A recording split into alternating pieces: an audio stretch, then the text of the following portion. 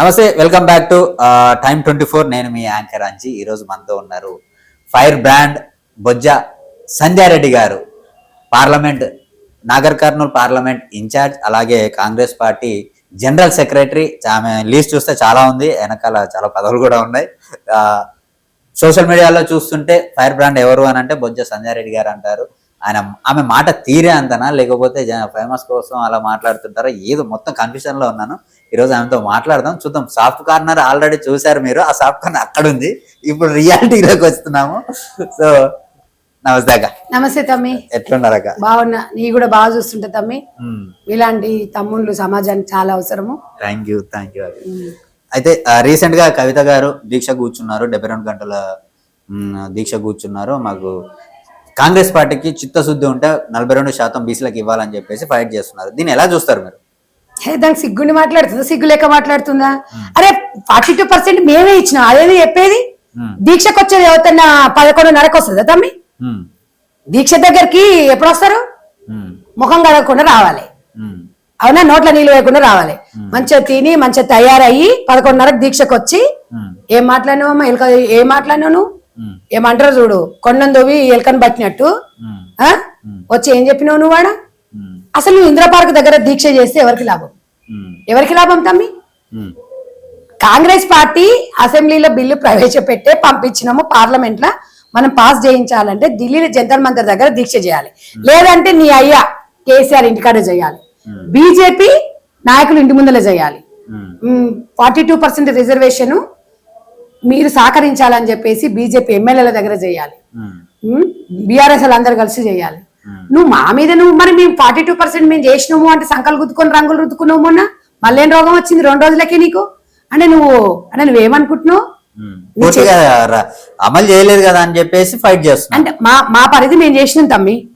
Example చెప్తున్నా, మా పరిధి మేము చేసి పంపించిన తర్వాత ఈ మధ్య కాలంలో పిసిసి గారు ఒక కమిటీ వేశారు. ఆ కమిటీ 68% బీసీలకు ఇచ్చారు. అది మా పరిధిలో ఉంది, మేము ఇచ్చాం. ఇప్పుడు మా రాష్ట్ర ప్రభుత్వం చేయాల్సినది మొత్తం బిల్లు మేము చేశాం తమ్మి.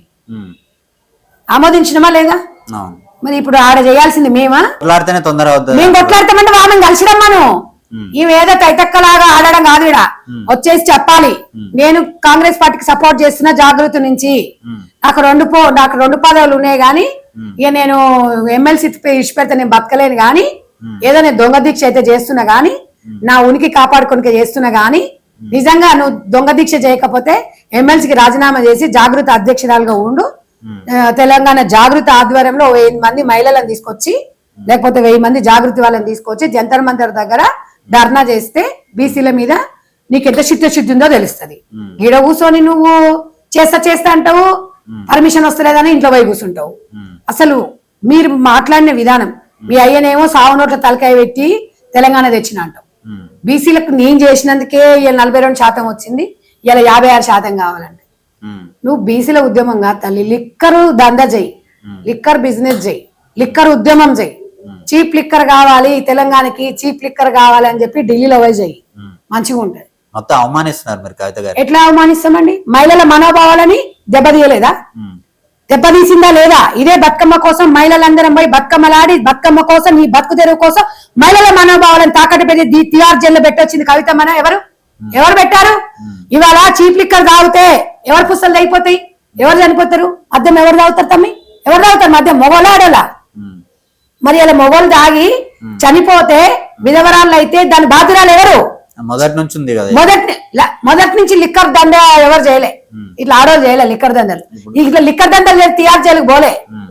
నువ్వు బిజినెస్ ఉమెన్ ఉన్నట్టు నువ్వు చేసుకో, నేను కాదంటలేను. నువ్వు చేసిన దండ గురించి చెప్తున్నా నేను, నువ్వు దీక్ష గురించి చెప్తున్నా అంటున్నావు కదా. తెలంగాణ ఉద్యమ నాయకురాలు కదా తమ్మి, నీకు ఆవేశం వస్తుంది కదా. మహిళనే, నేను కూడా మహిళనే. నేను మహిళల మనోభావాలను బతుకమ్మ కోసం, బతుకుదేవ కోసం నీ ఎంబడి ఉన్న వాళ్ళు, ఆ రోజు ఉద్యమం కోసం చేసిన వాళ్ళకి నువ్వు ఎంతమంది జాగృతి వాళ్ళని నువ్వు పైకి తీసుకొచ్చినావు, ఎంతమందికి చేయూతనిచ్చినావు, ఎంతమంది మహిళల జీవితాలను మార్చినావు జాగృతి నుంచి అనేది నేను మీ వేదిక ద్వారా నేను అడుగుతున్నా. తీసుకొని రా, పాత జాగృతి వాళ్ళు ఎంతమంది ఉన్నారో, ఎంతమందికి నువ్వు ఎంప్లాయ్మెంట్ చూపించినావు, ఎంతమంది నువ్వు ఆదుకున్నావు, ఎంతమందికి చైర్మన్ పదవి ఇప్పించినావు, ఎంతమంది పదవులు ఇప్పించినావు, ఎంతమంది కుటుంబాలను నువ్వు ఆదుకున్నావు. అప్పుడున్న తెలంగాణ జాగృతి మహిళలు గాని విద్యార్థి విభాగం కానివ్వండి, వీళ్ళందరూ ఎక్కడ పోయిండ్రు, వాళ్ళని అందరిని తీసుకొచ్చి కూర్చోబెట్టి ఒక్కసారి వాళ్ళని ఇంటర్వ్యూ చెప్తారు ఆమె ఏందనేది. ఎవరిని మోసం చేయడానికి? ఇవాళ జాగృతిని బీసీలు అంటే 4 రోజులు తిరుగుతుంది, జాగృతిని మళ్ళీ మూసేస్తుంది అంటే వీళ్ళ బాధ్యత ఏం కావాలి? వీళ్ళకి మళ్ళీ ఇట్లా యుద్ధం మళ్ళీ పోతుంది, మళ్ళీ పోయి ఏదో పార్టీలో పోతుంది. మళ్ళీ అప్పుడు ఏమైనా నమ్ముకున్న వాళ్ళు ఏం కావాలి? తెలంగాణ ఉద్యమంలో మేము క్రియాశీలక పనిచేసినప్పుడు నిజంగా ఇలాంటి నాయకురాలు పార్లమెంట్ ఉండాలని ఎంపీకి పోటీ చేపించి మా సద్దులు మేము కట్టుకొని పోయి, మా ఖర్చులు మేము పట్టుకొని పోయి నిజామాబాద్ లో పోయి ఓట్లు వేపించి గెలిపిస్తే 4 రోజులకే గన్మెన్లతో బయటకు దొబ్బేసింది. ఆ చరిత్ర అనేది కాదా? చెప్పగలండి. రమానండి తెలంగాణ జాగృతులను పాత జాగృతి టీంని ఇవ్వండి, చెప్తారు వాళ్ళు. నేను అనేది ఏంటంటే ఇప్పటికైనా మీరు రియలైజేషన్ అవుతున్నారా? కాండి. మంచి ఎప్పుడో ఒకసారి రియలైజేషన్ కావాలి. చిత్తశుద్ధితోని బీసీ నినాదాన్ని మీరు తీసుకున్నారు. నిజంగా మీరు దొంగ దీక్ష కాకుండా నిజంగా చేస్తున్నారంటే కాంగ్రెస్ పార్టీతో కలిసి రండి జాగృతి అధ్యక్షురాలుగా. నేను దానికి సవాల్ విసురుతున్నా. మరి తెలంగాణ ఆడబిడ్డగా ఆమె తెలంగాణలో కల్చరల్ యాక్టివిటీస్ చాలా చేశారు. అలాగే పెద్ద మొత్తంలో బతుకమ్మ గురించి చేశారు. బతుకమ్మ అంటే ఏందో కూడా తెలియని రోజుల నుంచి ఏంది తమ్మి ఇప్పుడు నువ్వు తెలంగాణ మహిళలను అవమానిస్తున్నావు, తెలంగాణ సాయుధ పోరాటం చేసిన వాళ్ళని అవమానిస్తున్నావు. తెలంగాణ బాగా కాదు, ఎవరింటికాడ వాడు ఇంత బాగా ఏం చేసుకుంది? ఆమె పబ్బం గడుపుకుంది.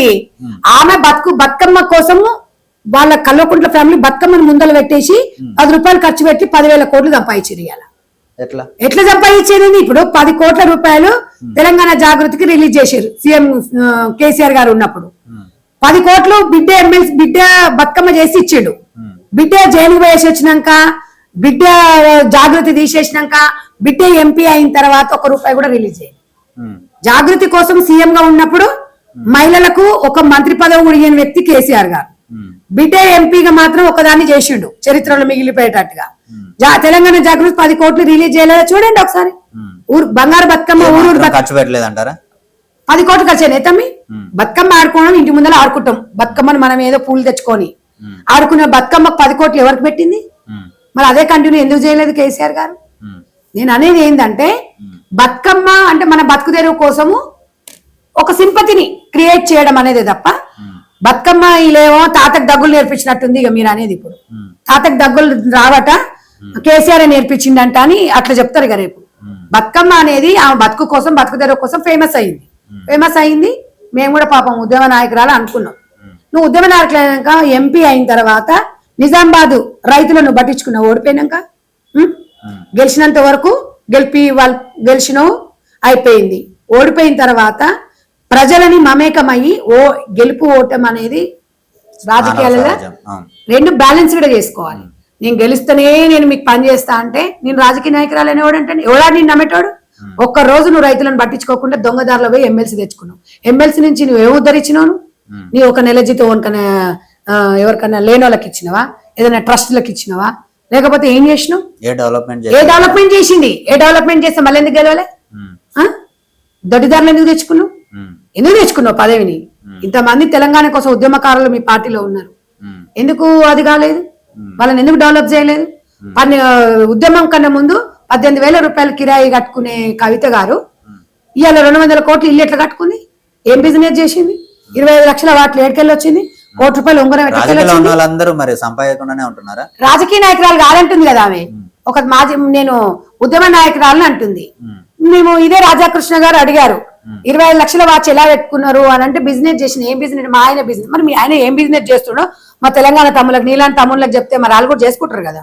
మాలాంటి వాళ్ళకి చెప్తే మేము కూడా చేసుకుంటాం కదా. మేము ఇట్నే ఉన్నాం ఎందుకు మరి? 30,000 రూపాయల చీర కట్టుకోలేదే, 25 లక్షల వాచ్ పెట్టుకోలేదే, డైమండ్ కమ్మలు పెట్టుకోలేదే. సాధారణంగా ఉన్నాం భగవంతుడు ఇచ్చినంత వరకు. ఆ బిజినెస్ ఏందో మా తెలంగాణ ఉద్యమకారులకు చెప్పుర్రి, చెప్తారు, బాగుపడతారు. ఉద్యోగాలు లేక ఛాయలు తాగి బొజ్జలు పెంచుకొని ఎసిలిటీ ప్రాబ్లం వచ్చి నెత్తిలో బొచ్చు చూసిపోయి పెళ్లి పెటాకు లేకుండా తిరుగుతుంది.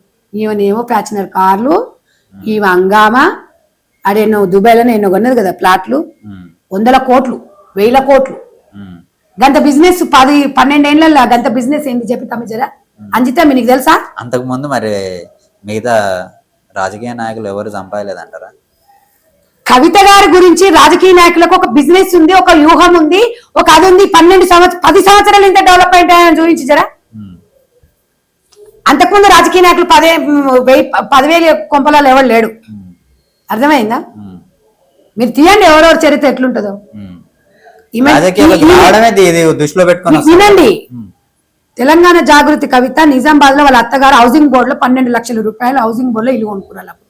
ఉమ్, 2014లో 13లో 12లో కొనుక్కురు. ఉమ్, ఇవాళ మరి అది ఎంత పెద్ద ఇల్లు అయిపోయింది. మరి వాళ్ళు ఇప్పుడు వాళ్ళు హౌసింగ్ బోర్డు లో కొనుక్కోవాల్సినంత అవసరం లేదు కదా అత్తమామకి. ఉమ్, మిడిల్ క్లాస్ ఫ్యామిలీ వాళ్ళు, మంచి వాళ్ళు, వాళ్ళ అత్తమామ. ఇవాళ బీసీ ఉద్యమం పేరిట అత్తమామని కాలు మొక్కి అత్తమామ దేవనపల్లి కవిత అని ఇలా ముందుకు తీసుకొచ్చి, అంతకుముందు కేసీఆర్ కల్వకుంట్లగా. అంటే ఈ నాటకాలన్నీ ఎందుకు అంటే నేను ఉమ్, వాస్తవానికి వాళ్ళ హస్బెండ్ చాలా మంచి వాళ్ళు, చాలా ప్రోత్సహిస్తారు తనని. వాళ్ళ కుటుంబం కూడా చాలా మంచిది, అత్తగారి కుటుంబం. కానీ ఎన్నడూ కూడా ఆమె చిత్తశుద్ధితో కూడా ఉమ్, డబ్బు అహంకారం మనిషికి, ఉమ్, పదవి అహంకారం. ఉమ్, వాళ్ళు చాలా మంచి కుటుంబం. ఉమ్, తిను డబ్బు చూసినాకనే తినకు అహంకారం పెరిగింది. కానీ వాస్తవానికి తిని మంచి వ్యక్తిత్వం గల వ్యక్తే కవిత గారు. ఉమ్, డబ్బుతో వచ్చిన అహంకారం, ఉమ్, పదవితో వచ్చిన అహంకారం, ఉమ్, అలంకరణతో వచ్చిన అహంకారం, ఉమ్, ఈ ఈ పదవులన్నీ పోయిన తర్వాత సామాన్యంగా మళ్ళీ ఇప్పుడు ఉమ్. చంద్రముఖి సామాన్య పరిస్థితికి వచ్చింది. కానీ జనాలు మాత్రం అభిమానం తగ్గలేదంట. ఏడే తమ్మి దీక్ష చేసింది కదా, ధర్నా ఇస్తుంది కదా, జర చూపి తమ్మి. ఒక్క రాజకీయ నాయకులను చూపివా, చూపించి తమ్మి. ఇవాళ తెలంగాణ జాగృతిలో 500, 1000 రూపాయలు ఇచ్చి తెచ్చుకుంటుంది అడ్డ మీద వాళ్ళు. వాళ్ళకు కూడా పాపం పూట వెళ్ళాలిగా మరి. నిజమైన నికాసైన వాళ్ళు తెలంగాణ జాగృతిలో కవితక్క జాగృతి నుంచి ఇన్ని స్టాల్స్ పెట్టింది, ఇంతమంది మీ ఎంప్లాయ్మెంట్ చూయించింది, ఇంతమంది జీవితాలను ఆదుకుంది అని ఒక్కరితో ఇంటర్వ్యూ తీసుకో, ఒక్కరితో తీసుకోను.